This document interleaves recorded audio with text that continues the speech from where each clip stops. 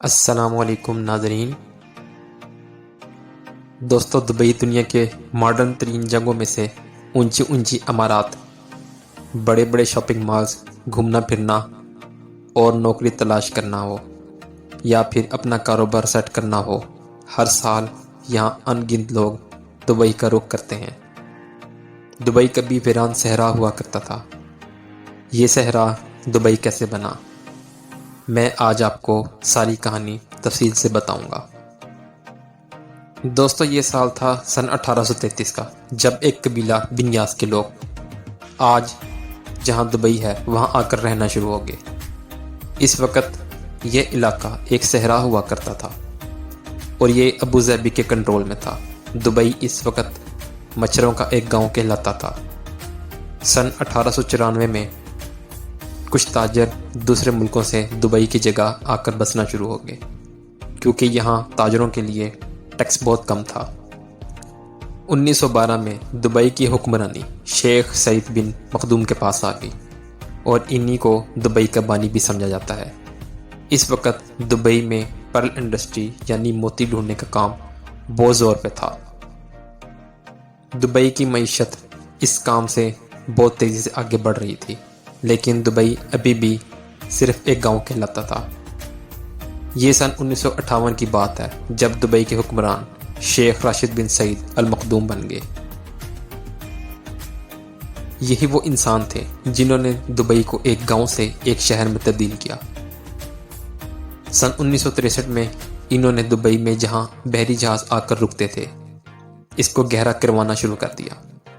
یہ جگہ بہت چھوٹی تھی اور شیخ راشد بن سعید جانتے تھے یہاں بڑے اور ماڈرن جہاز آ کر نہیں رک سکتے۔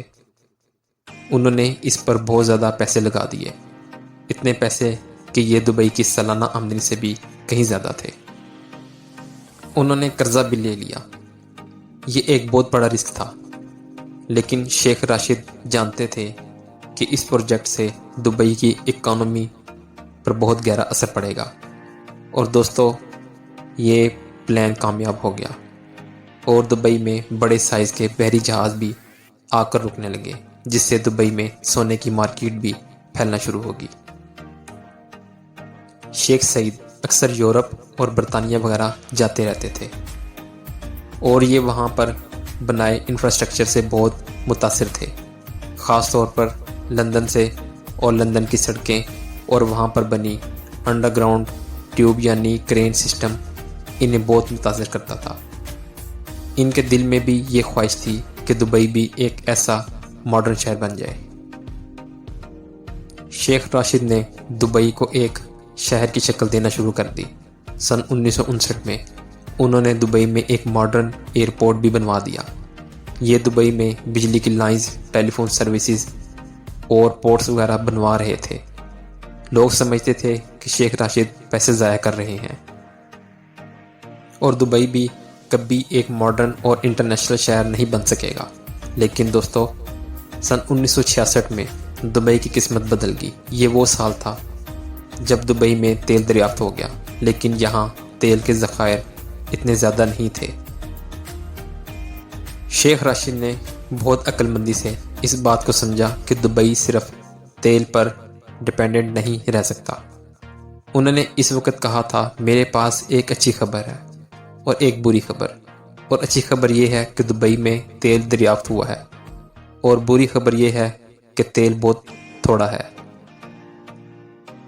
اسی لیے انہوں نے ان تیل کے ذخائر استعمال کر کے دبئی میں دوسرے پروجیکٹس بنوانا شروع کر دیے۔ انہوں نے دنیا کے بڑے بڑے انجینئرز کو بلوا کر دبئی کو مزید تعمیر کروانا شروع کر دیا۔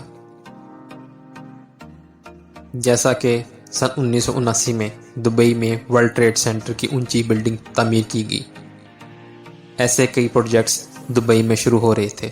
دوستو، سن 1981 میں شیخ راشد کی وفات ہو گئی۔ آج جو دبئی کے امیر ہیں یعنی شیخ راشد المختوم، یہ انہی کے بیٹے ہیں۔ آج جو ہم دبئی دیکھ رہے ہیں، اس کو بنانے میں शेख मोहम्मद बिन राशिद का ही दिमाग है, जैसे कि दुबई में बनी हुई ऊंची ऊंची बिल्डिंग्स। दोस्तों, मैं आज आपको ये भी बताऊंगा कि दुबई इतना अमीर कैसे हो गया।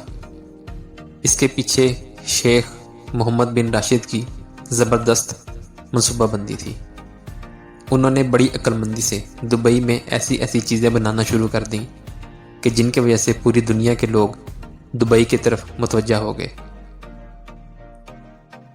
जैसा कि दुनिया के सबसे बड़ी ऊंची इमारत यानी बुर्ज खलीफा दुनिया के बड़े तरीन मॉल्स में से दुबई मॉल और होटल्स जैसे बुर्ज अल अरब या फिर मसनूई जजीरे, दुबई की एयरलाइन एमरेट है। एमरेट्स दुनिया की बेहतरीन एयरलाइन में से एक है। ये सारी अट्रैक्शंस थीं जो लोगों को दुबई की तरफ खींच कर लाती रहीं। आज दुबई में 80% वो लोग रहते हैं जो दूसरे ममालिक से आकर दुबई में सेटल हैं। इनमें वो लोग भी हैं जो मेहनत करके पैसे कमाते हैं और अपने घर भेजते हैं, और कुछ ऐसे लोग भी हैं जिनके पास बहुत सारा पैसा है और ये पैसा ये दुबई में खर्च करते हैं। दुबई ने इनको वो सारी सहूलियात दी हुई हैं जिनको ये अमीर लोग पैसा खर्च करके अवेल कर सकते हैं। प्रॉपर्टी ख़रीदना हो, आलीशान घर बनाते हों या फिर कारोबार सेटल करना हो, ये सारा पैसा लोग दूसरे ममालिक से दुबई में लेकर आ रहे हैं।